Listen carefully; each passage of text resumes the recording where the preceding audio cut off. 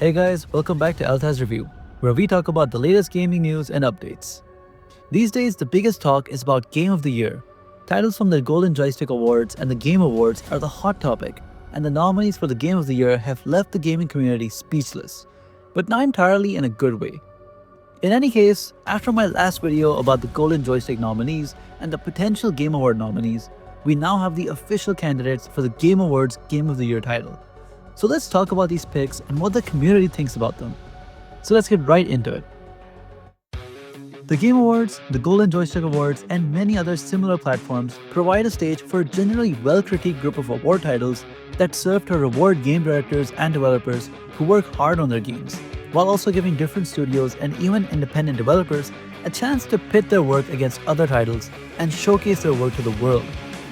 Some titles benefit simply by being mentioned, while others may be targeting more specific award titles, like Best Music, Art Direction, or even being the best in a certain genre. And that also means that each individual member of a studio can be acknowledged for their work in their amazing games. It also voices the community's praise for games in a much more detailed form. Some people love art style and philosophical storytelling or general gameplay, and some people may prefer simple, casual gameplay that keeps players hooked. A variety of awards helps players vote based on different preferences while still having an official Game of the Year that covers a balance of all these traits. With that said, let's talk about the Game of the Year nominees that proved themselves in all these different areas for the Game Awards. We have Balatro, Metaphor ReFantazio, Astrobot, Black Myth Wukong, Final Fantasy VII Rebirth, and Elden Ring Shadow of the Erdtree. I actually like the shorter list compared to the Golden Joystick list, since it really zooms in on what can be considered the best of the year. Even then, almost all these games are also nominated in the Golden Joystick Awards, save for one, that being the most controversial of this year, Shadow of the Erdtree. But we'll get to that. It's worth noting that none of the online titles made the list. I guess it's easier to kick them out since most online games, including the ones released this year, just don't combine all the different styles and traits from each category. I'd argue that even Overwatch may have been a stretch. I was hoping Sparking Zero might get a chance, but it seems even that game kind of lost some hype over the last couple of months. Other than that, Dragon Age Veilguard really shouldn't have been in the Golden Joystick Awards list either. Satisfactory is also just short of being a perfectly rounded game, since it's a bit limited in terms of genre. And Animal Well, although amazing and deep, is kind of beaten by Astrobot and Balatro that have that similar feeling of puzzle solving, calming and simple fun. But they do it a bit better. We've already discussed all the nominee games before, along with how likely they are to win Game of the Year. I still think Final Fantasy VII Rebirth and Black Myth Wukong have the better chance to win, although I'm still a bit surprised that none of the Nintendo titles made it this year. But let's get to the elephant in the room. Elden Ring is once again a top contender for Game of the Year with the new DLC Elden Ring Shadow of the Erdtree. And this time, there's no God of War to challenge it either. In my last video, I mentioned the alleged inclusion of DLC and early access titles for Game of the Year. I don't think this rule counts for the Golden Joystick Awards, but the Game Awards seem to be following this new rule already. Although I was pretty happy about this inclusion, it looks like a lot of people are pretty annoyed about it for a number of reasons.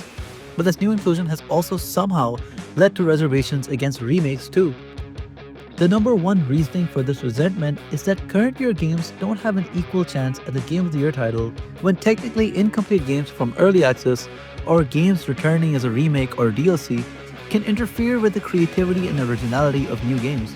The other problem is that it seems a bit unfair to older games, or rather DLCs. DLCs from The Witcher 3, Cyberpunk, Bioshock, and a few others could have had a great chance for winning Game of the Year if this rule existed earlier. But the same year that we got Shadow of the Erdtree, which rivaled full modern games, the Game Awards introduced a rule that allows DLCs to win Game of the Year. It may seem unfair to the older amazing DLCs. Remakes may also seem unfair now, since it allows amazing games to reincarnate as a remake and win Game of the Year for multiple different years. The qualms make some sense, but ultimately, I think it's just about gamers wanting their favorite game to be acknowledged. So let's dissect these arguments, at least from my individual angle. To start, Game of the Year is just a title. Although it works like a big advertisement, no studio can base their game-making strategy around winning Game of the Year. So whether a studio wins the title or not, won't really affect their likeliness at making a sequel or even continuing to make similar games. Depending on your business model, your target should be for specific titles like Best RPG or Best Art, and compared to the games that won or came close. For example, Red Dead Redemption 2 not winning in 2018 didn't really affect the game much, nor does it affect the expectations of a sequel. It may change what gets added in Red Dead Redemption 3, but Rockstar won't change their intentions overall. And before I go further, I just want to give my view. I think the Game Awards do a pretty good job nominating candidates and winners for the Game of the Year. It's not perfect, and there's been some questionable picks sometimes, but for the most part, I think that these picks aren't really affected by too much bias or internet fame. It's mostly a combination of community opinion and critics' judgment. And I agree with most of the picks, especially when it comes to picking the nominees. But moving on, I think the Game of the Year should be more competitive. Since losing doesn't hurt anyone, developers should keep challenging each other to make even better games that nail every aspect of fun and entertaining mechanics and stories. And if a DLC or early access can manage that at the same level and quality as a full new game, then it should be given that chance. But that means it should be judged as a standalone complete game with no slack given for its unique situation being a DLC or otherwise. And I think the Game Awards judges are capable of that.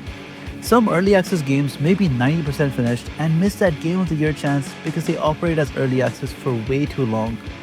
Had it done a more serious competition with some kind of prize involved, I'd say early access being included is a bit cheating. But for Game of the Year, we want games to have a chance. That said, it would be unfair if an early access game can win again as a fully released game, but I'm not too sure about the specifics there. Either way, I know some people accuse the Game Awards of being biased towards From Software, but think about it. Out of all their titles like Dark Souls, Demon Souls, and even Bloodborne, only Sekiro and Elden Ring have ever won. And those games were more than well deserving, even compared to the other amazing nominees of their respective years. Once again, Shadow of the Erdtree is just a genuinely great DLC that's amazing even on its own.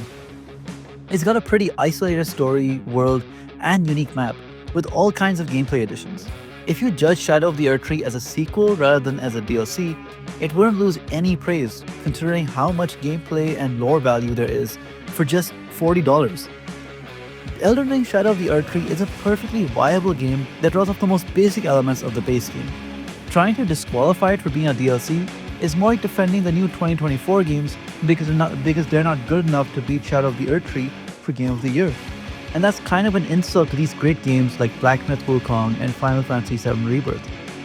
But one more thing to consider is how remakes and DLCs usually have a 50-50 chance of either being great or just not worth playing.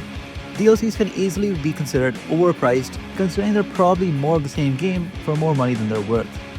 And a lot of them don't usually add anything too useful. It might just be an additional mission or some crazy weapon that's fun to use in the base game. That's to say, add-ons are usually nothing more than add-ons, and they're not always good either. Remakes could always be an insult to the original game, or a fun way to revisit a beloved game with better graphics. I'd say the best comparison is with Silent Hill or Resident Evil, which are mostly the same game but with much better graphics and a few mechanics changed, against a game like Final Fantasy VII, which is completely different in the remake, and in this case, even the story is different. Even though Resident Evil 2, 3, and 4 are pretty different from the originals, they still feel like the same game with the same story. It's not really its own thing, but if a game changes in the same way as Final Fantasy Rebirth, I think it should qualify for Game of the Year, as long as the story and mechanics are deserving. Most of this argument exists solely because even though all 6 nominees are phenomenal and have a good chance to win, we all acknowledge how amazing Shadow of the Erdtree was, and a lot of people believe it will just win Game of the Year. I'm still not completely sure. I think Elden Ring, Shadow of the Erdtree, Black Myth: Wukong, and Final Fantasy VII Rebirth all have an equal chance, especially Shadow of the Erdtree and Black Myth: Wukong. But I don't think anything's set in stone yet. But what I will say is that adding the rule to allow nominating DLCs the same year we get Shadow of the Erdtree might feel unfair to older DLCs. If nothing else, the rule should take effect from 2025 and onwards, so developers can put effort into the game's DLC and early access with the expectation of winning Game of the Year by the end of the year. But either way, I think it's a good step for competition and it will help the gaming community, since this way, developers have an incentive to put all their effort into DLCs and early access games as well. If Elden Ring Shadow of the Erdtree does win this year, I still think it's well justified given the amazing quality of this amazing DLC. Well, that's just my take on the whole should DLC and remakes have their own category argument. It's just my opinion, but I think the only thing that can really ruin the Game Awards is if the judges are unfair or biased, and I don't think that's the case just yet. So until then, let's see how the gaming community continues to evolve. Let me know in the comments what you think about this controversy. If you enjoyed the video, please like and subscribe. Until then, I hope I see you in the next video.